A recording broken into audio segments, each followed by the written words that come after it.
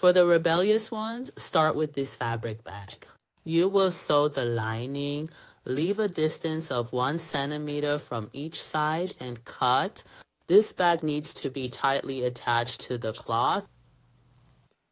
Once you've made your cut, this way, you test the bag again to make sure it's not too big or bulky.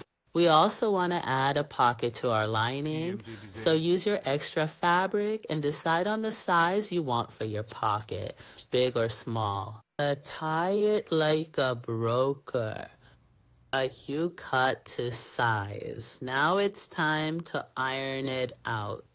Open the flap you've chosen as the pocket and fold 1 centimeter from all 4 sides and iron it.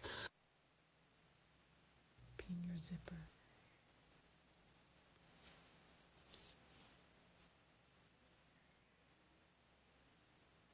You fold it again and fit it inside the lining.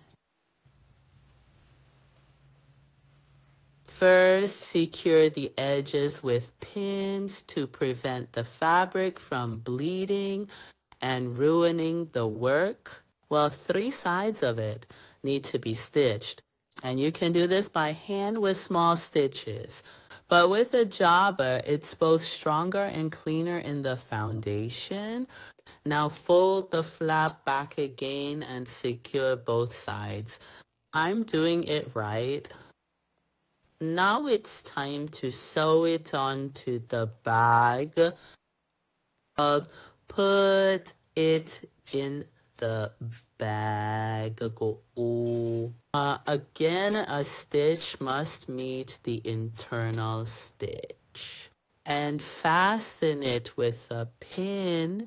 Fixing is very important as it cleans up your work. When you get to the strap part of the bag, shape it like this. Let's fist bump again.